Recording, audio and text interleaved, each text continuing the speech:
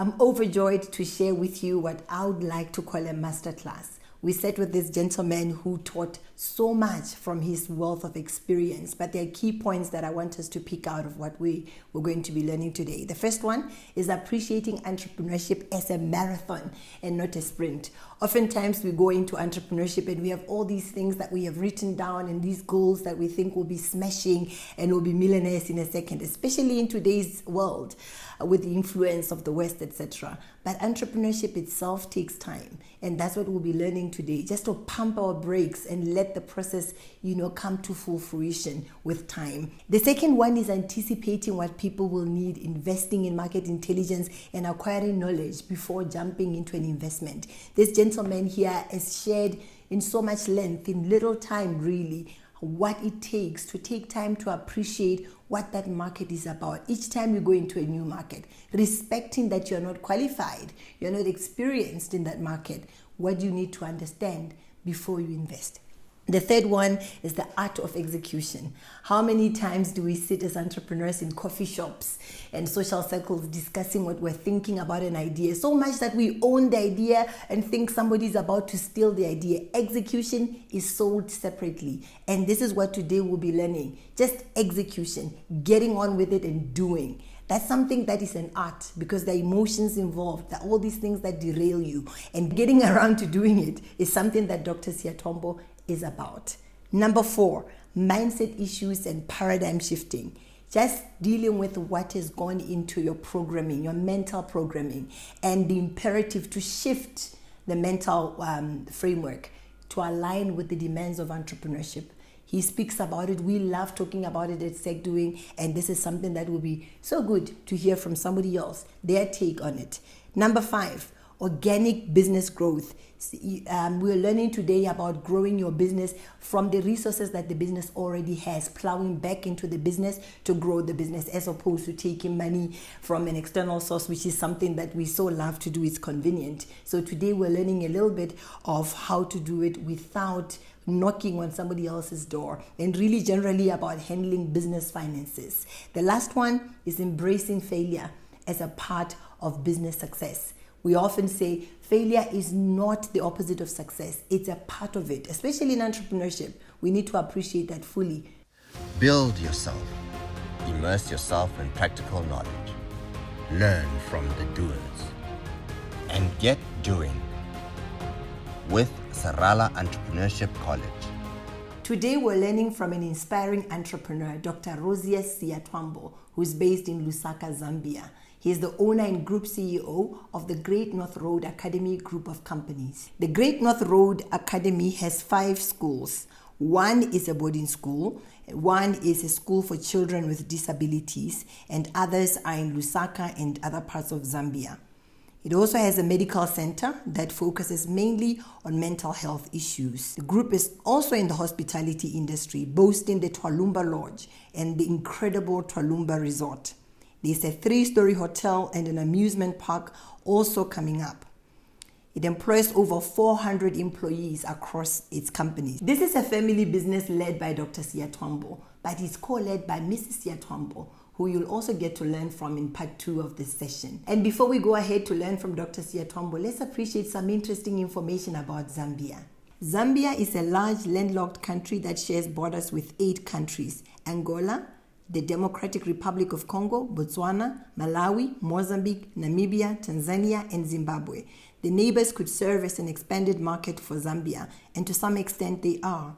In 2022, its population was estimated at 19.6 million. The Zambian economy rebounded in 2021, and some would remember that the kwacha exchange rate had a sharp appreciation in the recent post-election period. The GDP grew by an average of 3% in 2021 and parts of 2022, and that growth is expected to continue depending on the implementation of the government's new macro-fiscal reforms and other structural reforms. In a country where more than 70 languages are spoken, fortunately for us, we'll be learning in English and we'll be able to hear each other.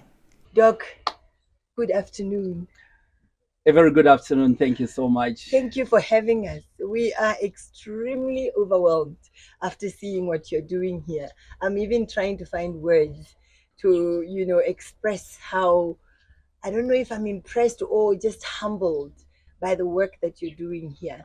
Please just kindly introduce yourself and what you do so we understand your group of companies and what you've been up to. Thank you so much. Thank you. My full names are Dr. Rozious Siatwambo. I'm the CEO of the so-called Great North Road Academy group of companies. And in the group of companies, we have a group of schools that we're running called the Great North Road Academic Schools. Yeah. There are 5 in total. Yeah. So we have a boarding school, and we also have among them a school for children that are living with disabilities. And the other 3 are day schools. And away from the schools, we also have a medical center. Right. That is a mental health center, which is dealing with alcohol and also drug rehabilitation. And away from alcohol and drug rehabilitation, we deal with any other mental health related issues. And we also have, we are also into hospitality industry, like where we are here. This is one of the services that we are providing to the nation, which is Tolumba Resort. But we also have Tolumba Lodges as well. Yeah. You have Tolumba, which one? Tolumba Lodges is on the other side of the city. Which I haven't gone to. Yeah, I've not even seen half of what you do. No, it's an empire. It's a huge empire. Yes. Yeah. And it's growing. It is growing. Just behind us, so we are currently constructing a 3-story hotel, 80 rooms or in total. We are also putting up here an amusement park for the kids. And away from that, there are so many facilities that we are still putting up here. We yet to bring in wildlife here. A few impalas here and there, zebra, 1 or 2. Like you need to add to the spectacle already. You want to just melt us now. Yeah. Right. So just at a high level, how did you come into entrepreneurship? Why entrepreneurship for you? Yeah. So I've grown up in business. I started running businesses when I was young, at a tender age. Yeah, so when I was in my 9th grade, that's when I got in contact into my first business. Right. Yeah, because of that time I was in school, and the distance I used to cover from home to school was about 10 kilometers every day. And before that story, I was raised in a rural setup. In the village with my grandmother and also my grandfather from the time I was about 3 years up to the time I was in my 6th grade. That's when I was moved into. So your formative years were in the village. We are in the village, and we shouldn't think that if your formative years were in the village, you cannot run this. It is possible. Right. Yeah. So that is the one that gave me a head start. Village life is very tough. It will teach you to be tough tested because every day was work, every hour was work. Right. You have to literally work from the beginning of the week up to the end of the week. If you're in school, you have to be out taking care of cows. You have to be out. So the work ethic was developed from there. So that now, when I was accepted, I went into secondary school. The distance I used to cover from home to school was about 10 kilometers. And, walking, my parents were unable to and from. Yeah. So my parents were unable to meet, the transport, costs and also meals. Not that they didn't want. They're caring parents. They couldn't. So because of that, now that gave me a thought now to say I was raised in the village, and in the village, we had money. Even if it was little, we could sell vegetables. We could go to the roadside, we'd sell mangoes and all this. So now that's when a thought came in to say, let me get into, vegetable cultivation. And there was some little space in the backyard. That's how I started my garden. And from that garden now, neighbors started coming buying vegetables. From the vegetables now, I was able to raise a bit of some money, and that's the money that I use now to buy cooking oil. And I started now buying sugar. I started buying now salt, kerosene, one of those things. Then I would pre-pack those into smaller packages that I would start now selling. So if I'm in school from morning up to 4 o'clock. So you are selling the side to make money, to get more stuff to sell. Yeah. And how old do you think you were at the time?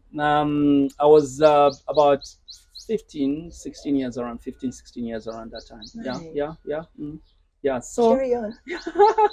So now after that, now you were not so big. You're a big little guy. Yeah. Right. So it was from that angle that now my business has started developing. Yeah, so from that makeshift kind of an arrangement, um, I went now into street business. You know, you have second-hand clothes. Yes. So we call it Salaula here in Zambia. Right, So we call them outlet. Outlet. So I went into Salaula business, and I used to do that business after, over the weekends and also during the vacation. Right. And most of the times I would be on the streets. So I'd be on the streets, I would be selling, and street business calls you to be so aggressive, and even that business, it calls you to for you to be so aggressive. So we could be on the streets sometimes calling for business, come and buy this and so on. And I used to make a lot of money during the vacation. So when schools open, you're a big guy walking into I'm a big guy now. I could afford transport, I could afford now food. And after that, now my business has started growing, so that when I was in my 11th grade, I even managed to build a two-roomed house, within the yard, because the yard was so big. 11th grade. 11th grade. And I was a landlord. You a landlord? I had to put tenants there, right. And I started making money from there. And then, so literally when I was in my 11th grade, I would even tell my parents, don't pay anything I've paid. And I was able to assist my siblings as well. Into 12th grade, I had a lot of money by then. So money is not new to you? I can literally say I don't remember being broke. I've never known what it takes to be broke and not to have money. I've literally grown up with money. Right. Yeah, because money that you make, not old money that you inherited. No, money that I make. And maybe just to take the story further. Yes. After the 12th grade in Zambia, you write your exams, 12th grade into university. Yeah, so I got good points. I was accepted at the University of Zambia into the School of Education. How were you able to focus in school with all the businesses you're running? With planning. With planning, I would plan in such a way that if I was doing business, it was pure business.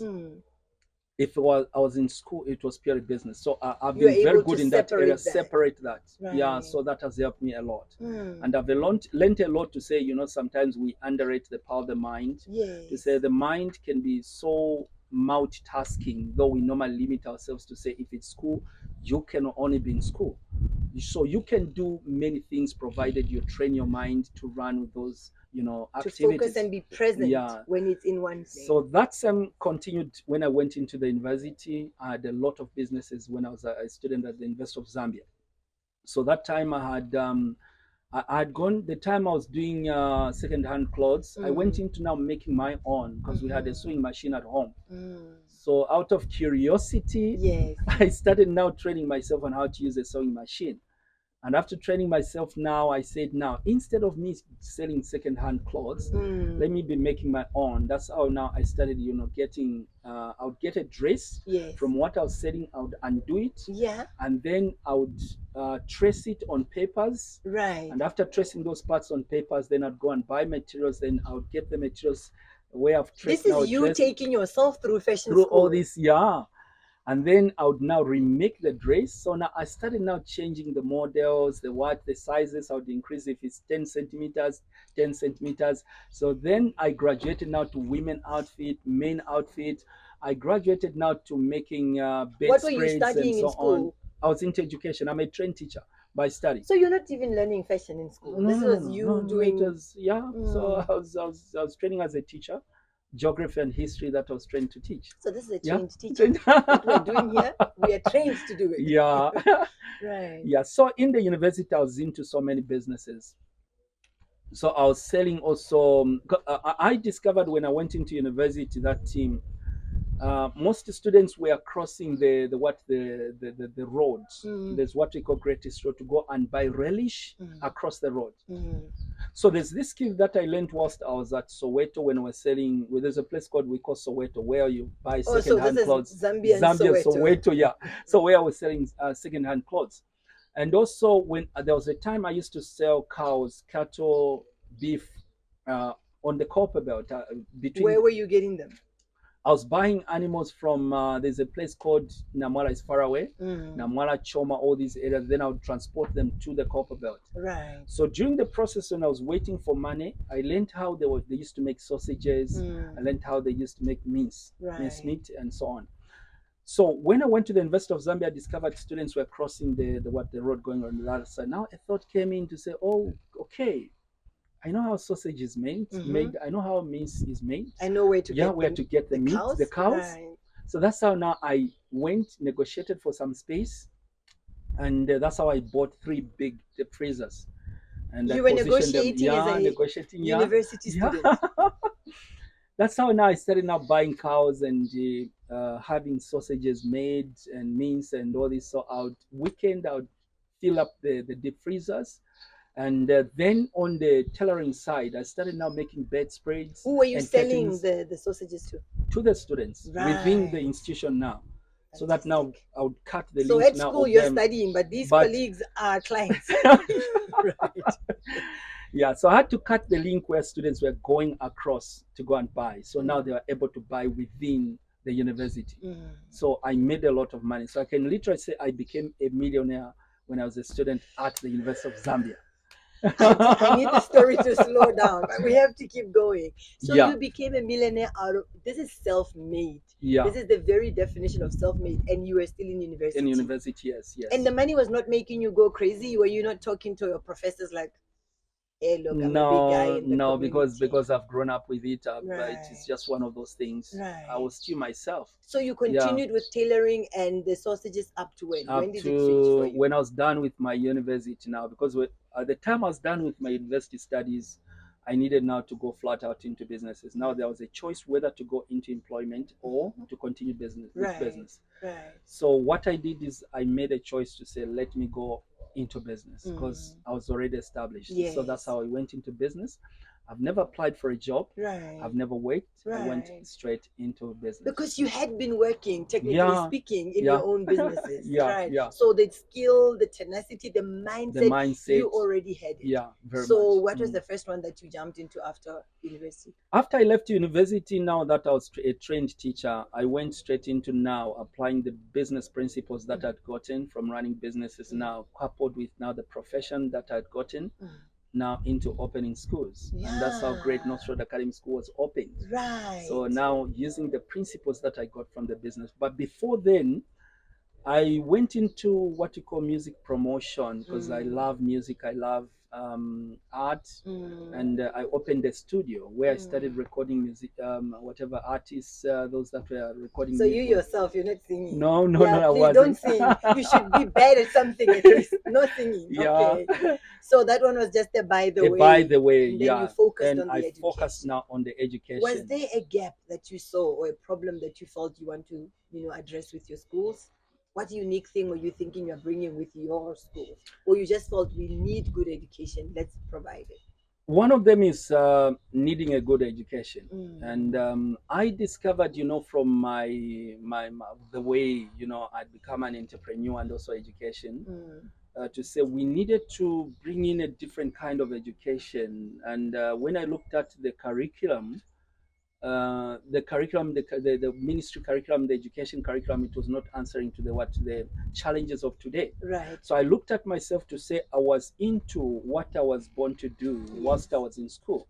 So meaning one could do 2 things at a go. Right. And that's why even when I went into education, I wanted to change that. Right. So that even the learners that we're going to be teaching under this institution would open them up to say, it's not just about this formal education. You can pursue this formal education, but you also need to pursue this life education. Right. What you were born to do. And from an early age. From an early age. And I think as Great North Road Academy, the school, we have become the first school in Zambia to incorporate skills and talent whilst one is pursuing this academic. So is it extracurricular or is somehow part of the curriculum? It's extracurricular, but what we have done it totally different from the way people perceive this extracurricular. In that we had now to bring in the actual profession. Our children learn entrepreneurship, they learn public speaking, they learn, dancing is one of them that we've taught them. They do business. So there's also what you call Little Millionaires now that we've launched, where they literally go to the industry to go and learn. Then they meet big people. They go to all these things because What age are we talking about these little millionaires thinking? age 5 to 16. Wow. So we are trying to train them to be millionaires. So yes. we have also trained them on how to invest.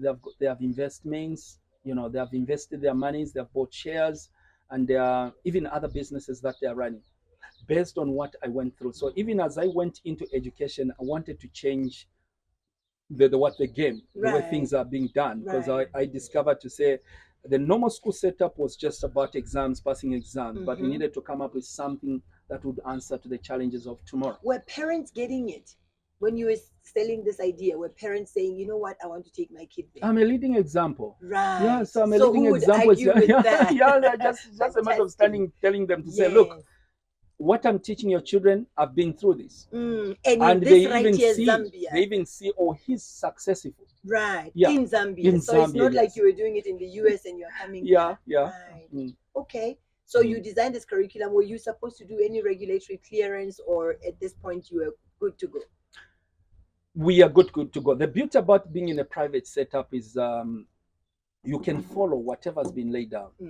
Okay, so we prepare these learners for whatever the minister said, but away from that, we can plug our own things for the extra skills, and all this and so on, which is allowed. So that way it helped us a lot. Right. Yeah. So how long did you run the school before you started going into the other ventures? We have been in existence for 17 years now. The first 7 years, I can say 7 years or 8 years, we are merely trying to create what we call the culture, business culture, and also putting systems in place. Right. So we struggled a little bit because we needed to put systems, you needed to establish a culture. And at that point, when you say culture, you mean with your staff? With staff and even with the learners, which path did we follow? What is it that we are going to do? What we change? And so after that, then we were able now to start now plugging in all these. And this is not the only program that we have plugged onto the curriculum. We also have attitude that we are now teaching as a subject in our schools.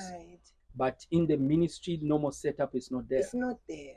I've never even heard of a school that teaches attitude, like more deliberately like that. Yeah. What does it entail? Attitude is a subject where we have to teach our learners to discover, to know themselves, to know who they are, what they are able to do, and the moment they know who they are, what they are capable of doing, then they will be able to understand what they are doing and even able to understand another person. So there's a lot they learn. Sexuality is one of them. They learn about all these things. They learn about how to handle, pressure, peer pressure. So there's a lot that is involved, because we discovered to say we can be teaching them all this, but with the wrong attitude, we cannot achieve the results. And we have seen to say, it has shaped the school in a proper manner. In that, I think when it comes to discipline, we are one of the well-disciplined schools in this country. If they're to come to the same attitude, because these learners, they understand, they know themselves, and they know the importance of being in school, not where you're pushing them and so on, but themselves. Through this attitude program, they are able to do what, to interpret themselves. Do you engage parents now to say, this is the part we play, this is the one you should play? Yeah, we have a program called Parental Engagement. Our school is a bit, a businessman coupled with this education profession, dangerous. Yes. So I know from the business point of view, and from academic point of view, I know. So I knew to say we cannot succeed if we deal with the learners minus dealing with the parents. So parents are literally in their own classes as well. Right. Yeah, because there are a lot of things that learners have raised during these conversations, attitude, which parents are not aware. And these are things that you normally bring out now to parents to say, you are dealing with these kids, but you know that your children are asking questions like, how many times are you supposed to have sex? You understand? Right. How many times? So all these questions, they're asking questions. At what time should I have a girlfriend or boyfriend? Right. So these parents, we have to take them through, and even on how they can handle now these children at home. So these must be talking. So this is the model that we've been using. Fantastic. Yeah. So you started with one school? One school. And then how did you spread? Yeah. one school, then we went into boarding. The one which is Chilanga was the next one. Then we went into now another one which is in Avondale, but within Lusaka, but we had to open one in Livingstone. So what was informing the growth? Were you like, you know what, I need another one there, or there was demand? What was it? Demand and opportunities. Yeah, so opportunities were there, and also there was demand. Right. But there's still demand, but now we have limited ourselves to what is currently obtaining because of the pressure. You know, with school, you have to make sure that you satisfy the learner, satisfy the parent, satisfy the staff as well. So there's a lot that is involved. So rather we deal with this limited, you know, kind of an arrangement, but we do a proper job than having too many and then you're failing. Fantastic. Yeah. So maybe before we move to the other ventures that you're in, you are doing this with your wife now. I'm doing this with my wife. She's she's my co-director. Because in the line of running a business, I believe there must be a progression, some kind of even what is it, a transition, whatever progression, say after succession planning, after me, who is next?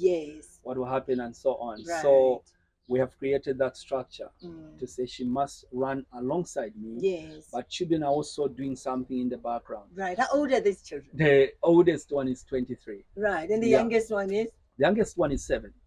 Little millionaire. Yeah. Right. No, I'm impressed with that, because we're just having a conversation yesterday talking about how normally a rich family in Africa, when their husband dies, the wife is left with property. She starts selling off one by one to survive, and before you know it, they're the poorest in the neighborhood.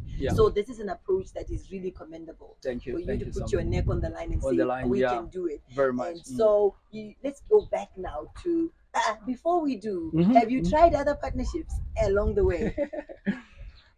Somehow, somewhere, yes. A bit, but it never worked out. Right. Why does it not work out? Why does it not work out? I believe it's a culture, it's a mindset, and in Africa we are not yet at that level, because we were taught to be competitive. I think from the time we were born. Yeah. You say you must always be number one. Yes. When you have, it means I won't have. Yeah. And then secondly, I'm one person who is a fast thinker, and apart from fast thinker, I move fast. So at some point it couldn't work out very well, because I would rather have an idea. If it works out by tomorrow, I must be moving. I think those you're an implementer. You're not just a talker. People who work with me, they know me to say I'm impatient when it comes to implementing ideas. I would rather fail. I fail at trying out something than never. Right. So I'm one person to have this. So now I have this partner, you tell them this. And you know, in business, we are very sharp in business. We are able to read the direction, the mood of the direction in which things will go. I'll give you an example of the resort where we are. It was during COVID time. So COVID time, we have all these lockdowns and so forth and so on. And then my mind tells me to say, oh, look, behind this COVID, there's this business opportunity. People will be depressed. They'll lose their businesses. People will lose jobs and so on. So what is the answer to this? Okay? So stress, answer is the pleasure, the leisure. Yeah, the recreation. The recreation. We want to come out of our homes and go and breathe. So that's how this idea was birthed. So we literally started working on this during COVID time. No way. Because we wanted to answer the challenges of after COVID. So this is how a business person thinks. So now imagine if I'm with a partner and this partner doesn't understand the way I think. Because right now we are working on another business model, because we are seeing to say beyond. Next year we have what you call is that slight whatever recession. So when you're in business, you're able to read to say during recession what is going to happen. Beyond recession, what are business opportunities? And you must start now preparing for those. And your idea is, once we're done preparing, let's get doing. Let's not get fuzzy feeling from this. So when did the medical center come in, the hospital? The medical center came in 2018. Like I'm explaining here to say I'm a great thinker. I'm a fast thinker. And in my thinking, I normally read in between the lines. And this is what I want to educate other people. In Africa, why we are not good at coming up with these business ideas, because we see a crisis as a crisis. And then we just then we do nothing about it. We bury our heads and say, no, there's a problem here. I'm one person who, when I look at a crisis, it's an opportunity for me to do what? To innovate. Right. The rehabilitation center, which is the medical center, it came in, there was a time when we had so much, kids, having these sex parties, right? Yes. So now on social media, people got flat out, condemn them. We have now, there were a group of these gangsters. We in Zambia, people can remember the Tokota boys. Right. And they caused a lot of havoc on the copper belt. So everyone was laughing at those, Right. saying all sorts of things. But as some of us that were studying to say, no, this is an opportunity. There could be a solution. Right. And I went flat out now. I started researching, and I discovered that was a mental related, problem, alcohol and all this. So what could be the solution? To When open you a say medical you're center? researching, what do you mean? I had to research. I had to check what could be the solution. Right. Checked around. I think in South Africa we have similar arrangements, Kenya, and at some point I had to travel to South Africa just to go and learn on how this is being done. I checked here in Zambia, we have a center called Chainama Hospital. It's a mental hospital. I went there, consulted.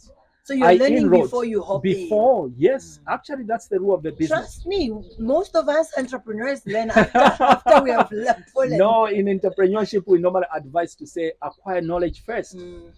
And take as much time as possible to acquire knowledge first. So knowledge must come first. In fact, I had to enroll at Chainama College to learn, because I'm a trained teacher. Now I'm getting into medical field where I'll be dealing with doctors, nurses. So I ended up enrolling, and I was there. I think I got the trainings for about a year. That was in 2017. You humbled yourself to sit in class. Yeah, to sit in class. And not until I had a clear understanding, went to South Africa, called South Africans, studied at Chainama, and consulted with many people, not until I had a clear understanding. That's how now we established the center. Fantastic. Yeah, where now there are medical doctors, there are nurses, and many people, and we are saving so many people's lives. And now the demand must be crazy with the mental health issues coming out of the COVID. All our admission facilities are full. We only have about 100 bed spaces. There are people on the waiting list. Do you have enough experts though to address the demand? Yeah, we do have. We do have. Experts are plenty. We have enough experts. Yeah, but the issue is just on the demand. It's so overwhelming. There's a lot of work that is involved. Right. Yeah, because they say, the difficult project ever undertaken was, dealing with the mind of a human being. Yes. Any other work is easy, but when you're dealing with the mind of a human being, it's quite involving. Yeah. So how do you get to appreciate what your clients need? You have different ventures, and you want to obviously make sure the client gets what they want. How do you get to, on an ongoing basis, especially now that schools are already running? Yeah. How do you get to know what the needs are on the ground? The hospitals are running. Yeah. How do you get to, how for yourself? How do you inform yourself? We have a system. A business is run by a system.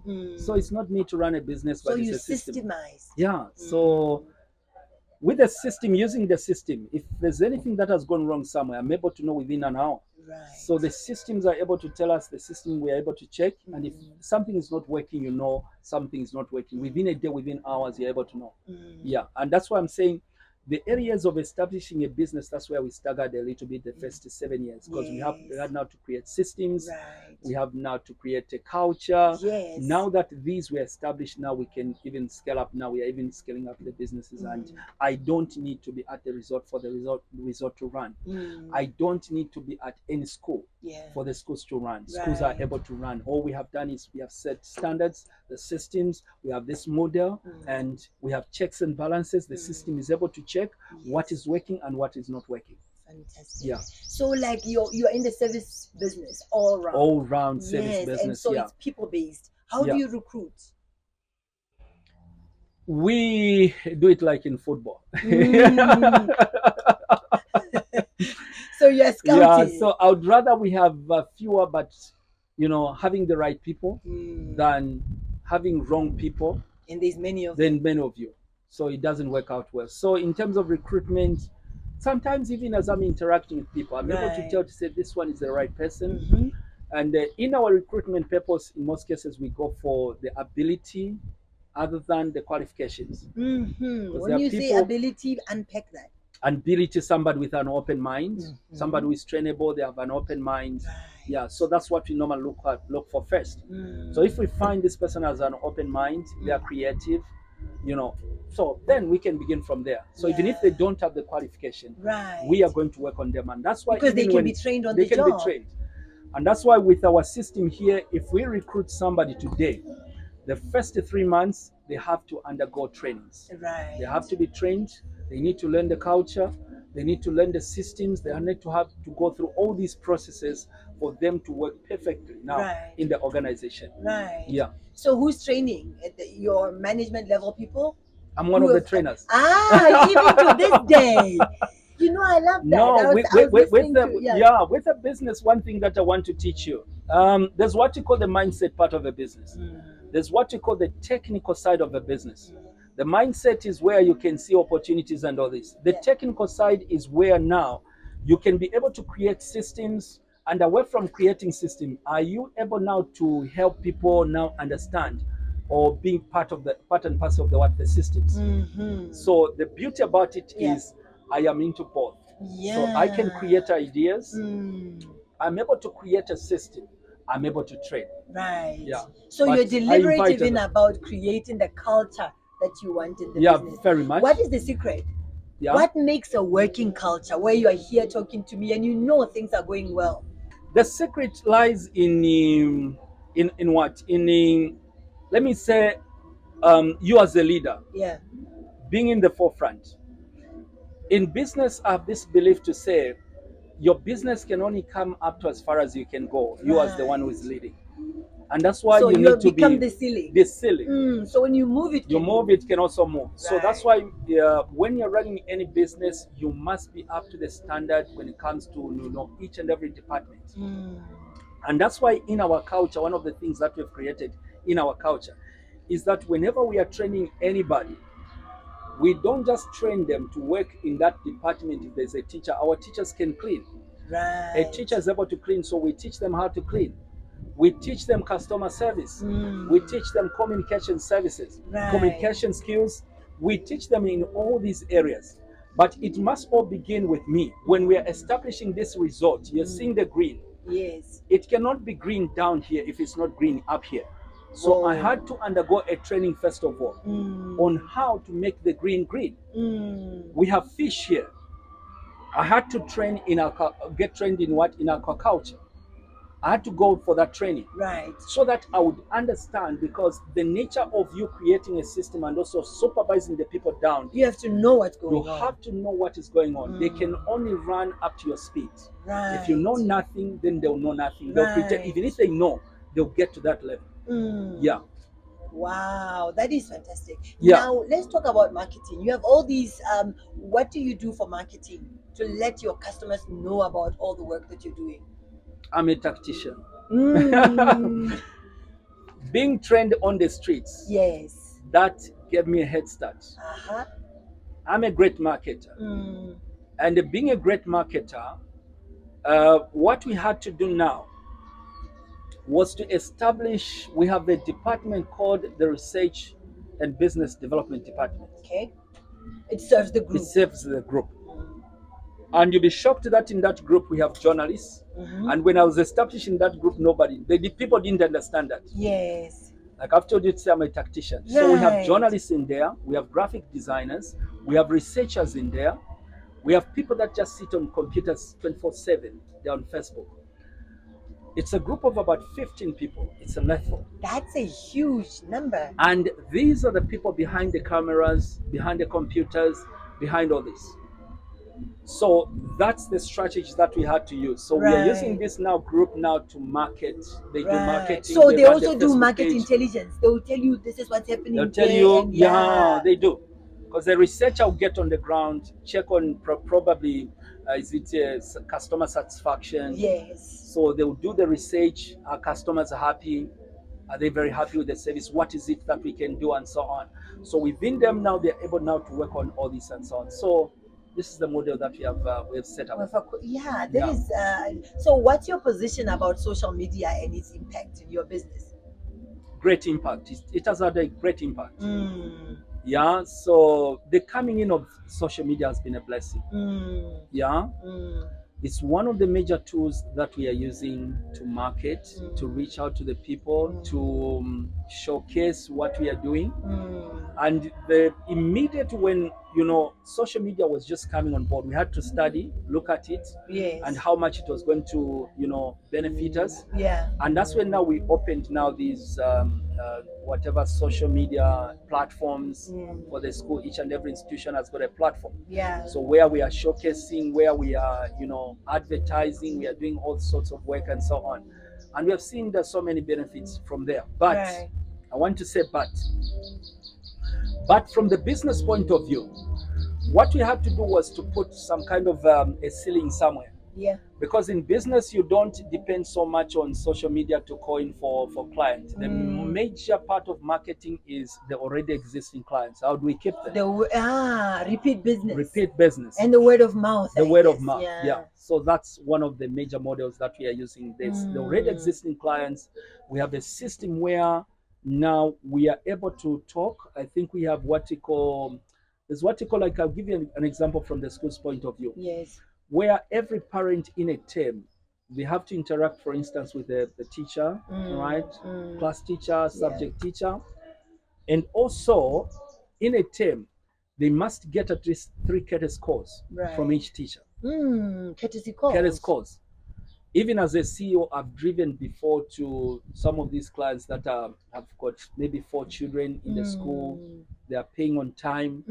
Sometimes just go and say thank you to their convenient points, that matters. offices, and so on. So we have an internal system that is meant now to retain the already existing clients. Right. Because from that angle now, these are people now that become agents of the business. Fantastic. How limited are you in marketing the medical services side? Because now there are ethics, Yeah, you know. the ethics. Yes.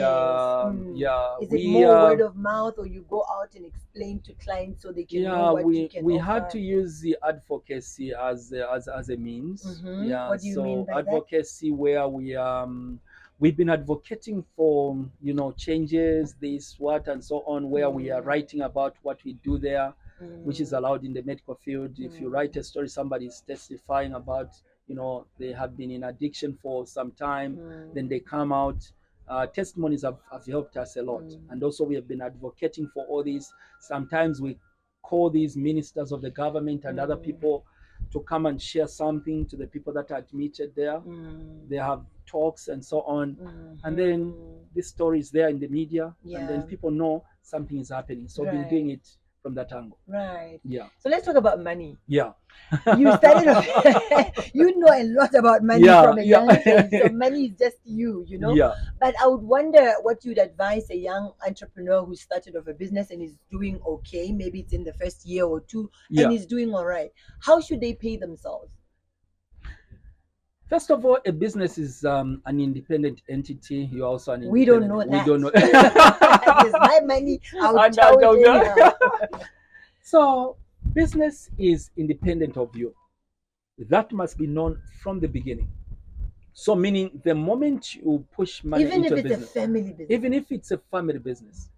So the moment you push money into a business, that money is no longer your money. It's the money now for this so-called business. Right. So that now when you make profit out of that business, then you can have a share, if at all the business is able. And out of that share, from the profit, part of it you reinvest it, and part of it you do what? Now you can use it now for whatever.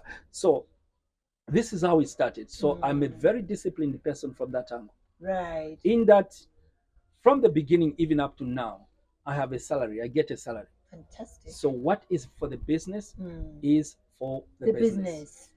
If I want to have more money, it simply means I must create more opportunities here for the business. We invest more. Then when the business makes more money, then I can negotiate now for a high pick from them with the business to say I need more money. Who are you negotiating with? The business, the cash flows. Oh, wow.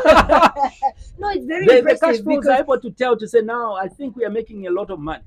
So now at least I can push now my pick to this much. Yeah. Right. I mean, that's very impressive, because you don't just say, well, this is my money. This is my money. Like, oh, right, no, so no, it doesn't work that way. Right. It's the same with your wife as well? It's the same. She's also on a Right. salary. I'm also on a salary. Yeah. Yeah. Okay, so Yeah. like as the businesses are growing and you're Yeah. investing in, is it all self-financed or you have to work with the banks to raise more financing for the project?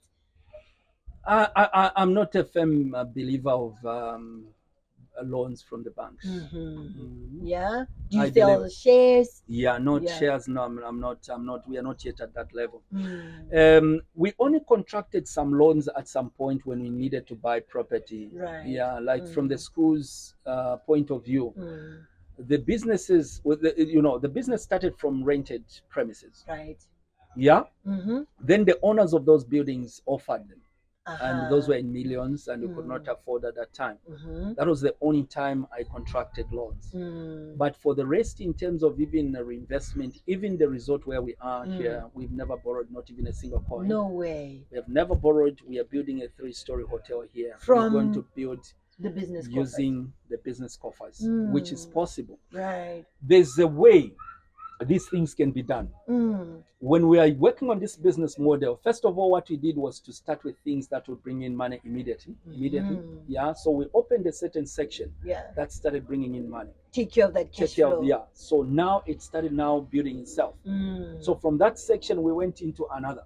So if you look at the way this resort was opened, it was opened strategically. In phases. In phases. Even the multi-purpose hall where we were here, where we have the water hall. So we said once we are done with this, then we open the hall. From the hall, what benefits are there? People be coming in for weddings, people be coming in for conferences and all this. Like you can see now, there are conferences, there are weddings, there are what? Yeah. It is the same money from the resort, from all this. Now we are pumping it now into the hotel. Right. And even the hotel, will open the hotel into phases.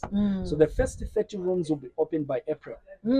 So that now the first 30 rooms will now begin now together with all these now finance now the remaining rooms. Yeah, So but we want the everything perfection. We want it all to be nice, so no, it the doesn't neighbors work that can way. see. No.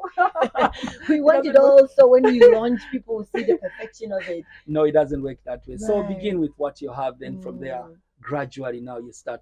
Yeah, but it has to be done strategically. Yeah. Why were you always averse to loans? Have you had a bad experience with them? I have had a bad experience in as far as loans are concerned. I don't just, anyway, it's just within me. I don't just like it, the push, this and so on. And I think the experience at some point wasn't good. Yeah, because there was a point, was it in about 2016 or 2017? Yeah. When the businesses were not doing fine, we went into serious arrears to a Yes. point where the banks were almost coming to grab everything. Yeah. I think it was just a season everywhere. All businesses were struggling at that time. But I could literally feel it, and I saw it where there was little understanding from the bank. This day they are coming, this day you're, and I didn't like that. Then I said, Right. no, I would rather develop with my own resources, because at any one point in time, there will be another moment where probably, business is up and down. Yes. You have ups and downs. Yeah. So it's not always that things will be moving straight. Yeah. So I would rather I work with my own resources than going to a bank to go and borrow. Yeah. Right. So what is most challenging about doing business in Africa, in your experience? It's dealing with the systems of the government. The government is the enemy. It's the greatest enemy. I think it's all over Africa. Yes, bureaucracy, so, everything is bureaucracy slow, and everything, and just the system fighting its own people. Right. It's everywhere. I believe in Botswana everywhere. Yes, That's the way it is. Even at and our as own far as they can, infancy story, they we can have preach stories. to say, let's grow local businesses. But if you see, whenever they stand everywhere, they'll always preach about, foreign investors and all this local. You can look at this investment from the beginning up to now. If it were in another country where they care so much, they would have said, tax rebate probably for 5-10 years. But if you're local, you don't get any tax break. Right from day one, you needed to put all these licenses in place. 20 licenses, you have to put all these in place. Where do you get the money? But you're still developing. But if I come in as a foreign investor, favorable conditions, they'll say no problem. We can give you a rebate 5 years and so on. So in Africa, governments are enemies to their own people, which is sad. Yeah, very much. It's not only to this country, but everywhere. Of course, that's we the see system it. Wherever Of course, you go, everywhere. We talk to entrepreneurs. And what else? What else is most challenging about doing business in Africa? Human resource. Mindset. The people side of the mindset. Yeah, people mindset. What's up with our people? What's up with our people? The people, it's I think this is a problem everywhere. We thought it was a Botswana problem. Honestly, we thought it was It's a a Botswana problem. problem until we started And talking to especially these everybody. employee-based, whatever businesses. That's why you're going to find that most people would rather they work them, the family, and other people. You can imagine we are dealing with 400 people. What's most challenging about dealing with people? So it's only that we have mastered the formula now. We know, we know now where to touch and what to do. But initially the most challenging part was, people come from different backgrounds. And most of these labor laws in Africa, they are anti the entrepreneur. But they're for the employees and so on, and they fight you and so on. They'll not look at your struggles. Right. So this is one of the challenges. So you find that an employee has more rights than, and the business so they can owner. take you to court, they can do all this and so on. So that has been so challenging, but we found a formula. Okay, what's the formula? In that now, when we discovered this was a problem, now we had to change now the rule now into when someone is employed immediately. We have now this program, the 3 months program that I've talked about, mindset. Yes. Mindset change and so on. Train them. They have to be retrained. They have to understand, because the level of understanding of what employment is in Africa is totally, or make big, can I say, most people have this wrong perception. Because to them it's employment. No wonder most people don't graduate from being an employee to owners of the business. Yes. So we had to change that. Which I think most of the people have come to appreciate, those who work under the organization, in that when they come in, they are taught to say, once you're coming, this is your university. As you are working, we are training you how to run your own business. At some point, graduate, go into your own business. You encourage that, just as you do in your schools. You do encourage for the staff as well. So it has worked out very well. So when you look at this and there's a young entrepreneur who wants to succeed in Africa, what would you say is critical for them to understand or to develop? The critical issue in Africa is this same mindset. One of the things, there are two key things that I've discovered which are enemies of this entrepreneurship. One of them is this same so-called education. Unfortunately, the formal education is anti-entrepreneurship. Because right from the beginning, when you get into school, they will tell you to say compete.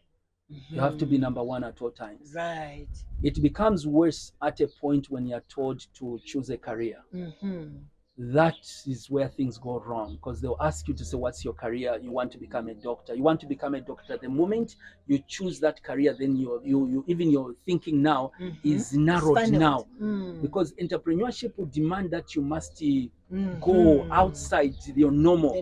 Because as a human being, there's so much that you can do. So you find that this education now has limited most people's potential because of this so-called, no, you can only do this, and this is your career, and so forth and so on. And people are trained merely for jobs. You are trained for a job. So that's where now it becomes very difficult. And if you look at entrepreneurship is a mindset. And a mindset, and the mindset is developed over a longer period of time. It is developed from the time you are born, that you must be tuned. Look at my history, where I'm coming from.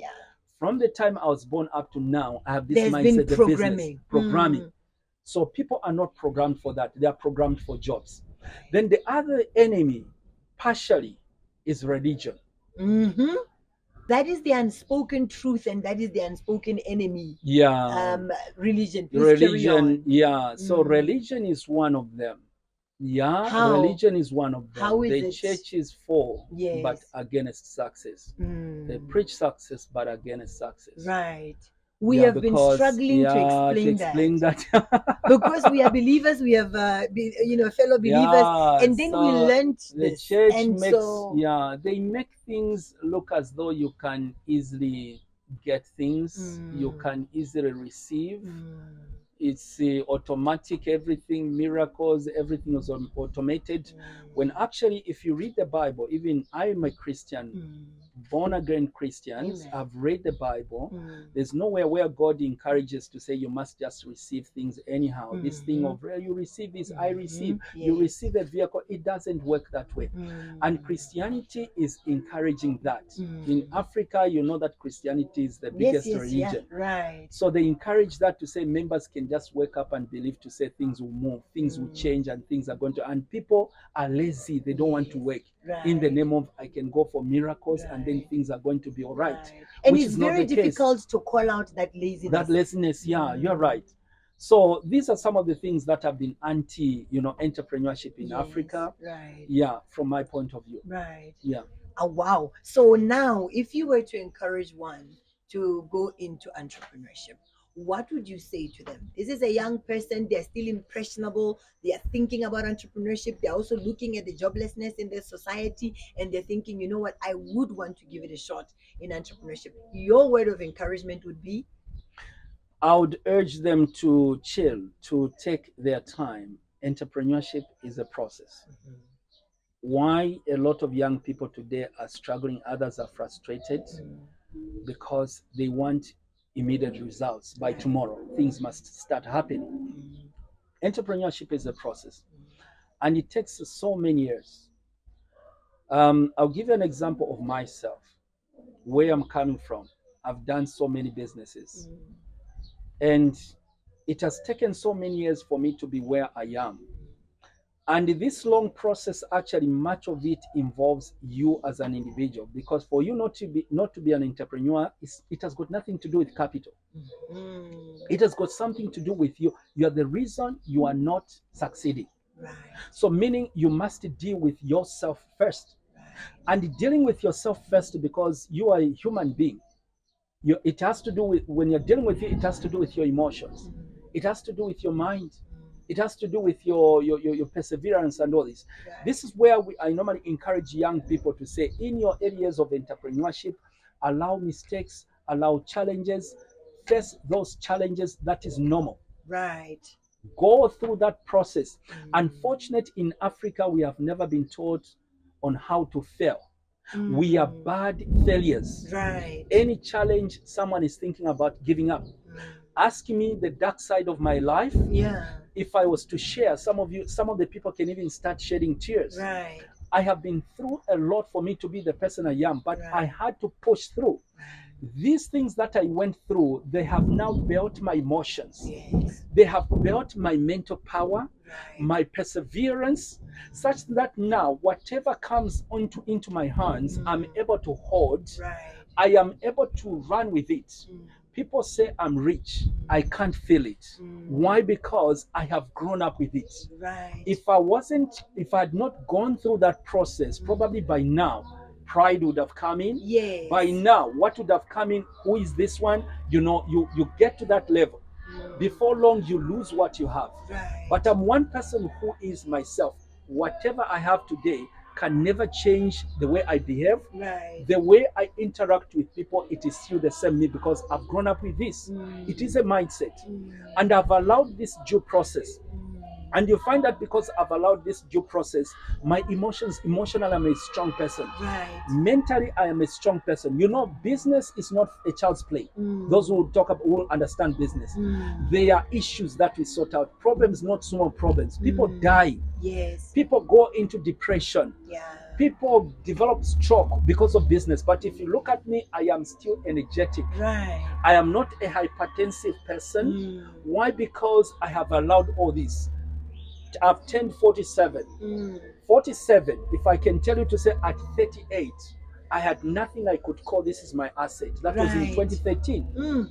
Not so long ago. Not so long ago. But I was in making, I normally say my first 38 years were spent in the wilderness. Right. In the wilderness, working on me, the emotions, the networks. There's so many things that were being worked on about me. Right. And now that I had reached maturity now, between 38 now up to now 47, if I can tell you that I have literally done a lot of things, all buildings, all these assets. Right. They are in our names. Right. We are not on rented So you have buildings. to allow though for the cooking to happen. The cooking to happen. Right. And this is what a young person doesn't want. They want tomorrow. That's why many of them are in a They are in a crisis because they want tomorrow. Yeah. This must happen. Right. Yeah. In fact, we want now. No. We want to be rich now. Wow. Yeah. So could you kindly share a short parting story of your lowest moment? I know you've had many lowest moments. You can even give us two where you're like, this felt like the end. Just so we can know that failure is part of the success story. I'll just cut this story. It will be short. Yes. I've authored a book entitled Exams Are Easy. Exams Made Easy. Right. So this book, I think everywhere, every school, anyone in Zambia, if you ask them Exams Made Easy, they'll tell you, it. say, oh, Dr. Siatwambo. Right. That book, for it just to be on the market, it was a struggle, it was a fight. Why? And now I come to understand to say, if you're working on something and then you have all these issues, probably the dream is big. First, I print this book. First of all, before printing, I'm done with these dummy copies. Then I send 50 proposals for, assistance. All 50 proposals came back negative. No company was willing to fund that project. They said, we are not seeing any sense and all this.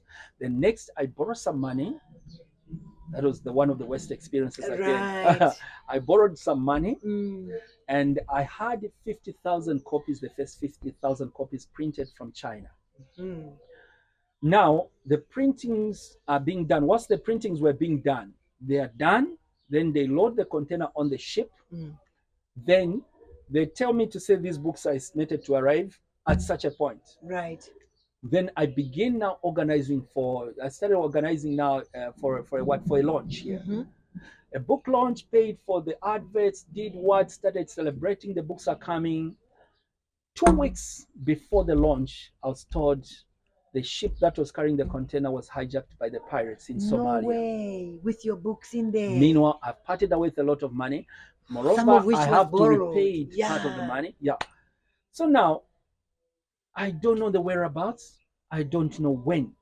You call the source, you call the owners of the ship, they say, we don't know. So that I must now decide. Should we go ahead with the launch? But where are the books? Should I not? How will it benefit me? I've already spent money. So I was caught in between. I ended up selling the only car that I had. I sell it, had 200 copies printed locally. I paid the company, please, can you do this one quickly? We've already done this and so on. Then in the process now, when the launch was done, what happened is when I paid for the company now, the company, these African companies, they would take their time.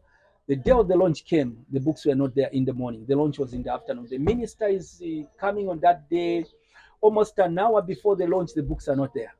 And people have already started arriving. And you're sweating bullets. Sweating, yeah.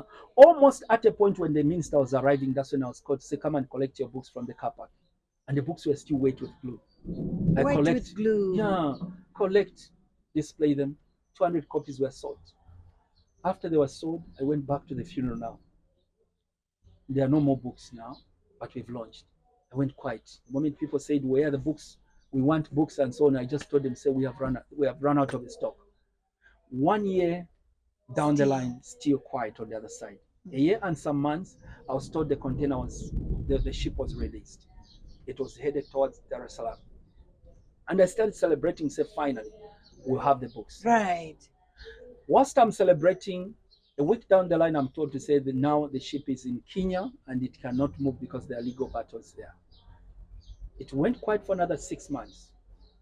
But meanwhile, I'm repaying all these whatever trouble and so on. Then after 6 months, I was told to say now it was headed to Dar es Salaam. Later I received the call to say your container is in Dar es Salaam. You should go and collect it. Take the papers. I sent somebody, I celebrated, said God has answered my prayers. Right. Took the papers there. When he reached there, he said, no one is allowed to get their container from here.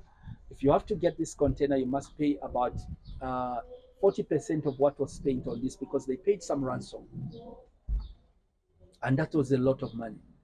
Tried to negotiate, prayed, negotiated, talked to them until up to some point God intervened. I was only told now to pay $720. But before then, I think it was almost about $15,000. $720 I paid. US dollars? US dollars.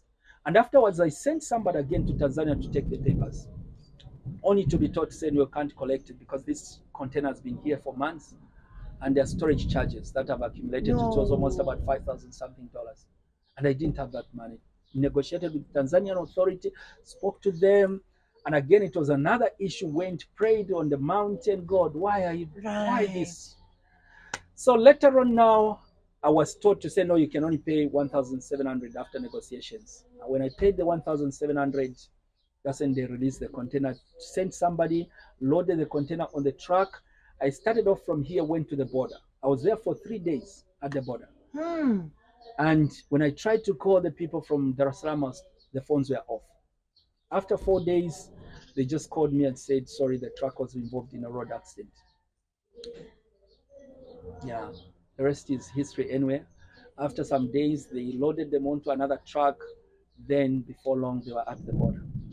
You finally get to see these books. Do you even want them anymore? Oh, no, it's a hot book here in Zambia. Oh, yeah. it is? It's so the struggle was worth it. So we'll probably read the book and maybe start distributing it across Africa now that yeah. Oh my God. Well, I don't even know whether to say sorry or congratulations. Yeah, that was a deep story. Yeah, very much. And just the understanding of what one must go through sometimes, and the spending and the emotional turmoil. Very much. That you mentioned earlier. Yeah. Is there another one you want to share? No, I have so many now. Some of them I don't want. You've healed from them. There was one where I even told my family to say, guys, let's be ready to go and start all over again in the village. Wow. Because I could literally see where we are going to say we're not going anywhere because you have tried this and then things are not working. Right. And then any time, everything is just go under. And then just tell the family, say, guys, get ready. Let's be ready. We go and start to pick all up over and in the village. Yeah, but it was just one of those moments, and things changed the other way around, within the day. Did you work at it until it turned? I reached a moment where I just had to wait for God's intervention. I'm telling you, like a divine intervention of sorts. And it happened that things worked out. Yeah, from nowhere things just turned the other way around. Right. And I was back on track again. Right. You know what I feel? It was one of those things where, have you ever offered a prayer and then after when things worked out, and then I just smart as God. You wanted to scare me. Right. You wanted me to reach this point of helplessness and know that you are God.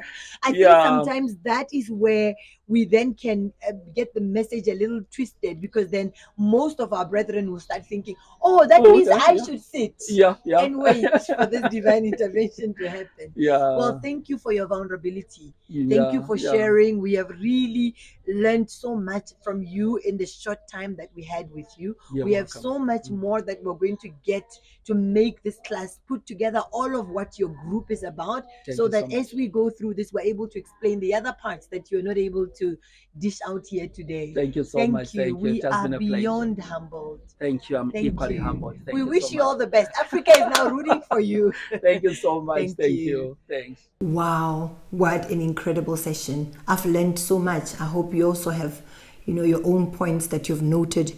And in parting, before we close, just a few things to go and work out. The first one that I'll challenge you to do is to think about the advantages of debt-free business financing and organic growth. We learned so much from Dr. Siatwambo about this, and what are the benefits that you can think about of growing your business from finances generated by the business itself, instead of sourcing the money from somewhere else, because it always comes with T's and C's. The other thing that I would like you to work out is in the area of limiting beliefs. What are those recurring thoughts that we have that we take as absolute truth, but that deter us from doing certain things towards attaining entrepreneurial success? Let's list them. Let's just create that element of self-awareness and work out those thoughts, those limiting beliefs that stop us. Until we meet again next time, take care. Now, let's go and do.